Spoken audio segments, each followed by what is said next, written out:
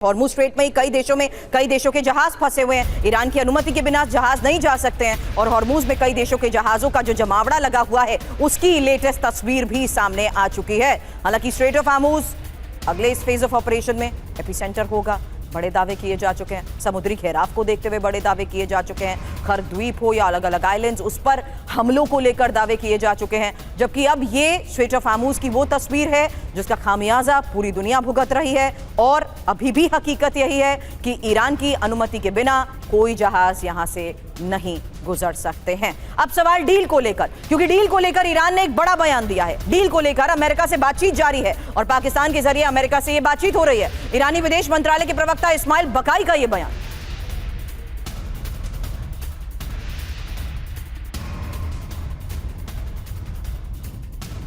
इस्माइल बकाई दावा कर रहे हैं कि हमारे प्रस्ताव पर अमेरिका का जवाब आया है और अमेरिका ने हमारे प्रस्ताव को खारिज कर दिया है। प्रस्ताव खारिज होने के बाद भी बातचीत जारी है।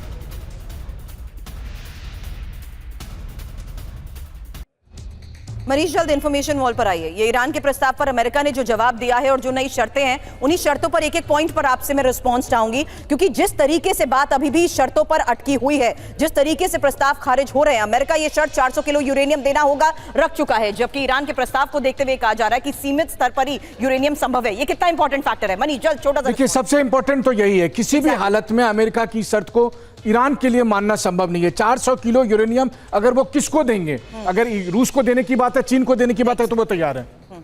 ठीक है, अगले पॉइंट पर आइए। अमेरिका जिस तरीके से सिर्फ एक एटमी प्लांट की इजाजत दे रहा है, शांतिपूर्ण न्यूक्लियर प्रोग्राम जारी रहेगा, ये ईरान साफ कर चुका है। जबकि आगे देखिए, युद्ध विराम जारी रखने की कोई गारंटी नहीं है और सभी तरह के हमले रोकने होंगे। लेकिन अब तो ऑपरेशंस और तैयारी को लेकर बड़े दावे किए जा चुके हैं। ईरान को कोई मुआवजा नहीं मिलेगा, जबकि नुकसान की भरपाई करनी होगी, ये ईरान साफ कर चुका है। मनीष, देखिए, एक बात तो साफ है कि शांतिपूर्ण तरीके से न्यूक्लियर एनर्जी का इस्तेमाल करना वो ईरान का हक है। आप उसको वो हक नहीं दे रहे हैं। पाकिस्तान के पास परमाणु बम है, अमेरिका को कोई दिक्कत नहीं आ रही है, लेकिन ईरान के पास रहेगा तो दिक्कत है। तो ईरान ये बात उठा रहा है। मान लीजिए कि कुछ साल के लिए वो रोक भी दे, तो गारंटी आपको देनी होगी कि लड़ाई नहीं करेंगे। कोई भी गारंटी नहीं मिलेगी, लेकिन प्रतिबंधों से भी तो कोई राहत नहीं दे रहा अमेरिका। वही तो, आप कोई प्रतिबंध से राहत नहीं दे रहे हैं, आप लड़ाई की गारंटी नहीं दे रहे हैं, आप मुआवजा नहीं दे रहे हैं, और आप ये चाह रहे हैं कि ईरान अपना हाथ पैर काट के समर्पित कर दे। ठीक है, अब एक और बड़ी खबर है और ये अमेरिका में ईरान पर फिर हमलों की मांग को लेकर खबर है, जहां अमेरिकी सेनेटर लिंडसे ग्राहम का ये बयान है कि ईरान जब तक झुकता नहीं, हमले जारी रहेंगे और ईरान के ऊर्जा ठिकानों पर हमले जरूरी भी हैं। फिलहाल सुनिए यूएस सेनेटर लिंडसे ग्राहम ने क्या कहा।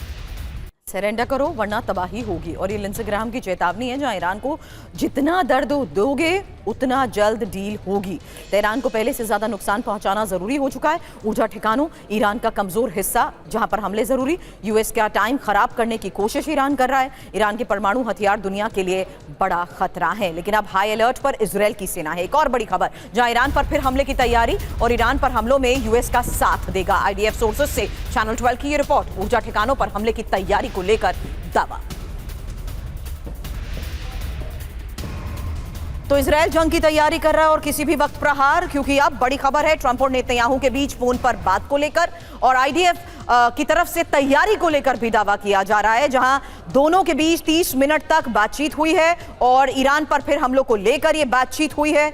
साथ ही दावा किया जा रहा है कि इजरायल ने सेना को हाई अलर्ट पर रखा है। आईडीएफ ने ईरान पर हमले की तैयारी शुरू कर दी है। ईरान में ऊर्जा ठिकानों पर अटैक की यह तैयारी है। हमलों से पहले इजरायल को यूएस बताएगा। लेकिन इस बीच ईरान को लेकर नेतन्याहू का बयान सुनिए। एक और बड़ी खबर है, ईरान को लेकर हम सतर्क, हम हर स्थिति के लिए तैयार, नेतन्याहू का बयान।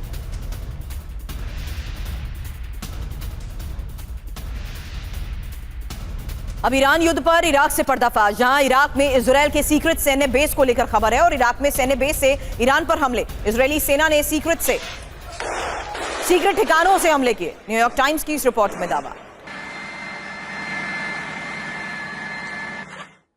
तो नेतन्याहू का विनाशक प्लान, जहां इराक से ईरान पर प्रहार, क्योंकि खबर यह है कि इराक के पश्चिमी रेगिस्तान में इजरायल के 2 सीक्रेट बेस हैं और इराक में सैन्य बेस से इजरायल ने ईरान पर हमले किए हैं। हालांकि सीक्रेट बेस पर ही इजरायली विमानों में तेल भरा गया है और युद्ध में घायल इजरायली पायलट्स को भी मेडिकल मदद मिली है। हालांकि सेना को लॉजिस्टिक सपोर्ट के लिए बेस का इस्तेमाल किया गया है, यही न्यूयॉर्क टाइम्स की रिपोर्ट में दावा किया गया।